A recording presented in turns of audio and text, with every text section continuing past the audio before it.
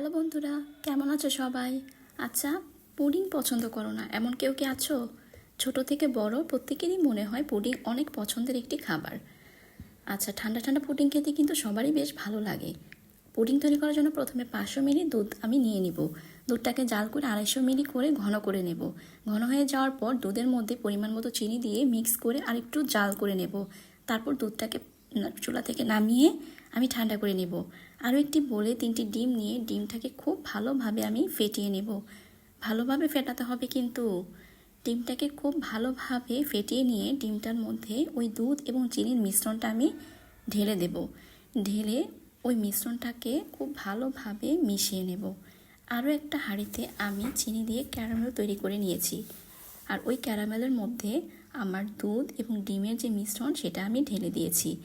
এবার আরও একটি পাতিলে স্ট্যান্ড বসিয়ে পানি দিয়ে নিয়েছি পরিমাণ মতো।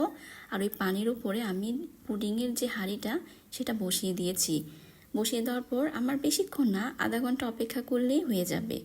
তারপর হয়ে যাওয়ার পর আমি এটাকে চুলা থেকে উঠিয়ে নিয়েছি। ঠান্ডা হয়ে যাওয়ার পর আমি এটাকে একটা প্লেটে ঢেলে নিয়েছি। ব্যাস, আমার তৈরি হয়ে গেল মজাদার পুডিং। তোমরা সবাই বাসায় তৈরি করবে তো?